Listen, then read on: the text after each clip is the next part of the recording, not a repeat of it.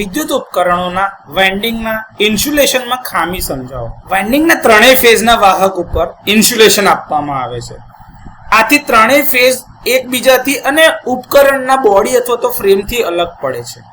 જ્યારે ઇન્સ્યુલેશન ચોક્કસ મર્યાદાથી નીચે જાય છે એટલે કે ડિગ્રેડ થાય છે ત્યારે તે ફેસ ટુ ફેસ ફોલ્ટ અથવા તો ફેસ ટુ ગ્રાઉન્ડ ફોલ્ટમાં પરિણમે છે. ઇન્સ્યુલેશન લેવલમાં ઘટાડો શોર્ટ સર્કિટ અથવા તો ગ્રાઉન્ડ ફોલ્ટમાં પરિણમે તે જરૂરી નથી. એટલે એ હિતાવહ છે, આપણે ઈચ્છતા નથી કે આવો ફોલ્ટ થાય. વાઇન્ડિંગના ઇન્સ્યુલેશનમાં ખામી થવાના કારણો મુખ્યત્વે બે છે. એક છે એજિંગ અને બીજું છે વોલ્ટેજ સર્જ. હવે આમાં સમજીએ કે વાઇન્ડિંગ જે બનાવી છે તેની વચ્ચે આપણે ઇન્સ્યુલેશન મૂકેલા છે અને જે કંડક્ટર જતા હોય કંડક્ટરની ઉપર પણ તમે ઇન્સ્યુલેશન આપેલું હોય છે. આ ઇન્સ્યુલેશનની ઉપર અસર કરવા માટે વોલ્ટેજ અને કરંટ જેવા ઇલેક્ટ્રિકલ પેરામીટર જવાબદાર છે. કારણ કે નોર્મલ ઓપરેટિંગ કન્ડિશનમાં આ બધા બેલેન્સ કન્ડિશનમાં હોવા જોઈએ પરંતુ હોતા નથી.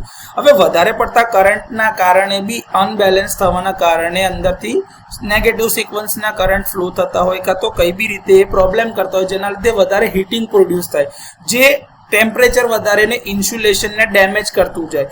આવી જ રીતે વોલ્ટેજના સર્જીસ આવે કાં તો વોલ્ટેજ અનબેલેન્સના લીધે બી એની અંદર ઇન્સ્યુલેશન પર એની આડઅસર થતી હોય છે. હવે આ ઇન્સ્યુલેશન ડિગ્રેડ થતું જાય તો ધીરે ધીરે ત્યાં આગળ પંક્ચર થતા જાય અને પંક્ચરના કારણે એટલો પાર્ટ કંડક્ટરનો ત્યાં ચોંટી જાય એટલે હોટસ્પોટ ક્રિએટ થાય. આ થવાના કારણે ધીરે ધીરે ઇન્સ્યુલેશન ડેમેજ થશે આખું અને એના લીધે શોર્ટ સર્કિટ અથવા ગ્રાઉન્ડ ફોલ્ટ થવાના ચાન્સ રહે છે. તો આ રીતે વિદ્યુત ઉપકરણોની અંદરમાં વાઇન્ડિંગના ઇન્સ્યુલેશનમાં ખામીને સમજી શકો.